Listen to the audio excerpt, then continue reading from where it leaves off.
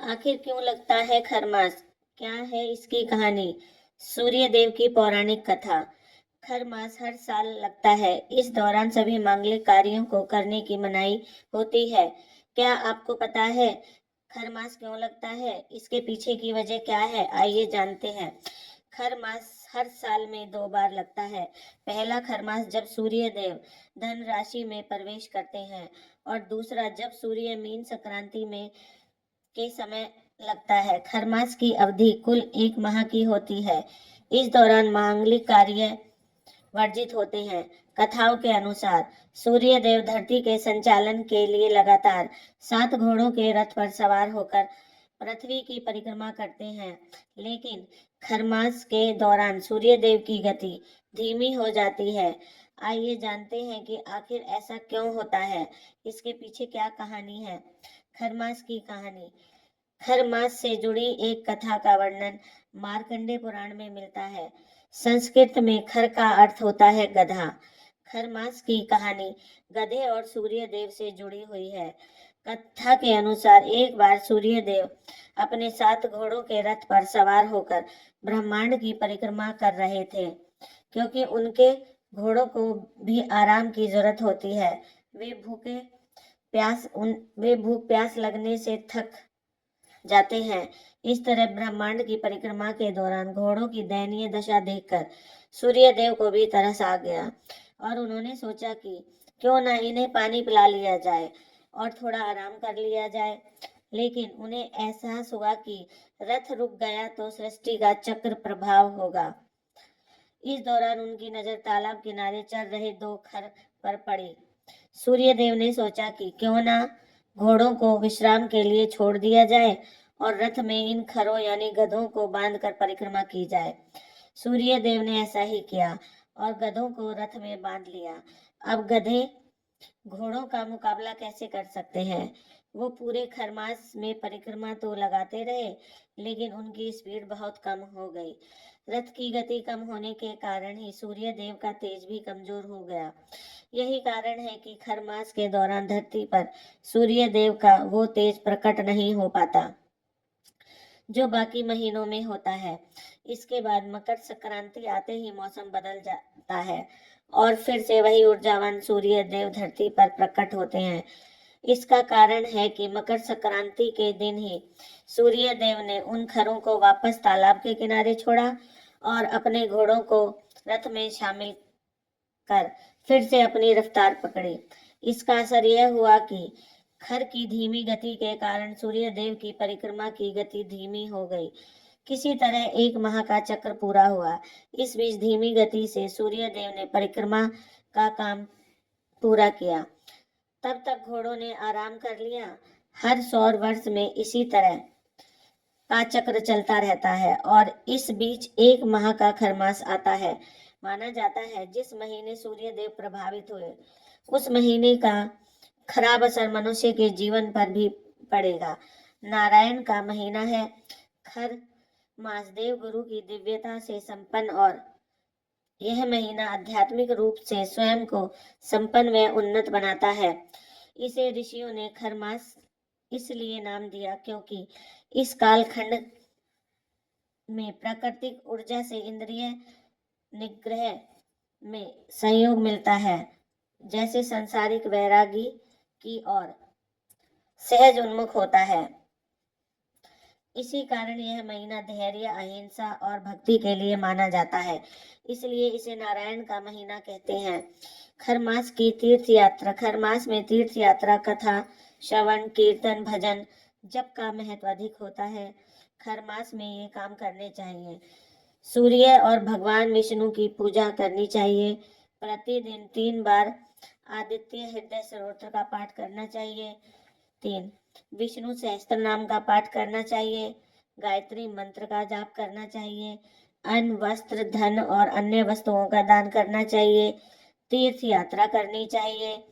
पिता का प्रतिदिन चरण स्पर्श कर आशीर्वाद प्राप्त करना चाहिए। गुरु का आशीर्वाद लेना चाहिए। धार्मिक ग्रंथों का पाठ और साधना करनी चाहिए।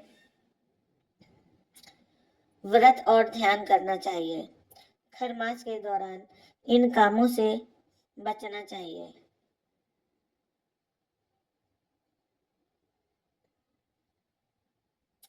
तामसिक भोजन और मांस मदिरा का सेवन नहीं करना चाहिए। मुंडन, छेदन, गृह प्रवेश, जनेऊ, शादी विवाह जैसे काम नहीं करने चाहिए। नया वाहन, घर, प्लाट, रत्न, आभूषण और वस्त्र आदि नहीं खरीदने चाहिए। नवविवाहित कपल को संसर्ग नहीं करना चाहिए। घरेलू और पारंपरिक शुभ कार्य की चर्चा नहीं करनी चाहिए। अगर चाहते हैं तरक्की तो खरमास में राशि के अनुसार इन चीजों का दान करना चाहिए। वर्ष में खरमास 2 बार लगता है। इस बार दूसरे खरमास की शुरुआत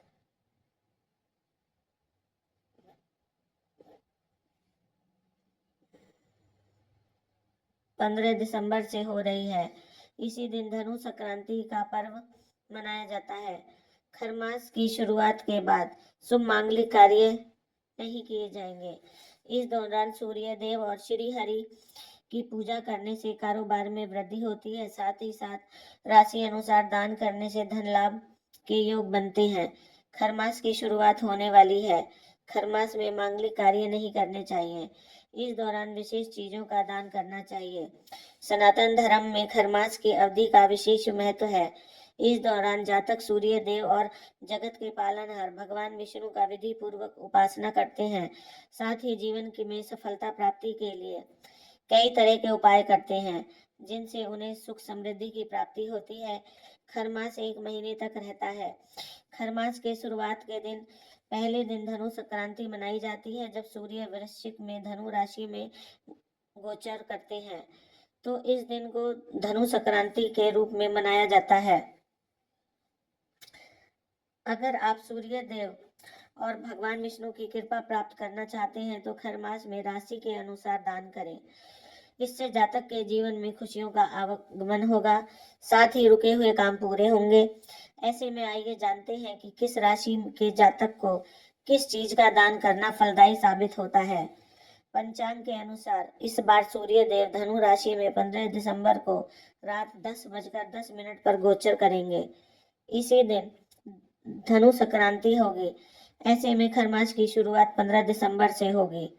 इसका समापन अगले वर्ष 2025 सूर्य देव मकर संक्रांति में 14 जनवरी को प्रवेश करेंगे और इसी दिन खरमास का समापन भी होगा।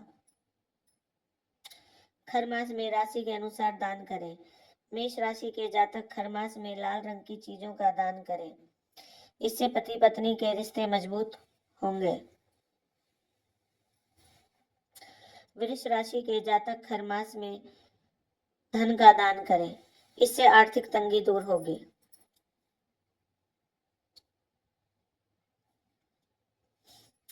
मिथुन राशि के जातक खरमास में साबुत मूंग, हरी सब्जियां, हरी चूड़ियां, कच्चे पपीते का दान करें। इससे जातक को भगवान गणेश की कृपा मिलती है। कर्क राशि के जातक खरमास में सफेद रंग के वस्त्र, गोभी, दही, पनीर और चावल का दान करें। इससे चंद्र दोष से छुटकारा मिलता है। सिंह राशि के जातक खरमास में दिन गुड़, चिक्की, शहद, मूंगफली, राजमा आदि चीजों का दान करें। इससे कारोबार में सफलता मिलती है। कन्या राशि के जातक खरमास में हरे पत्तेदार सब्जियां और हरे फल का दान करें। इससे रुके हुए काम पूरे होते हैं। तुला राशि के जातक खरमास में बताशे, माखन, मशरूम, शलगम आदि चीजों का दान करें। इससे सुख समृद्धि में वृद्धि होती है। वृश्चिक राशि के जातक खरमास में लाल रंग के वस्त्र, अनार और शकरकंद का दान करें। इससे वैवाहिक जीवन खुशहाल होता है।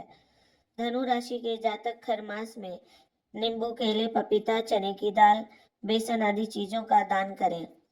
इससे श्री हरि विष्णु प्रसन्न होते हैं। मकर राशि के जातक खरमास में काले तिल का दान करें।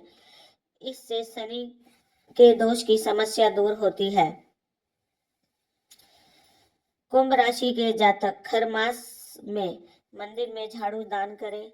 साथ ही गरीबों धन का दान करें, इससे घर में माँ लक्ष्मी का आगमन होता है। मीन राशि के जातक खरमास में मकई, पीली शिमला मिर्च, कद्दू आदि चीजों का दान करें।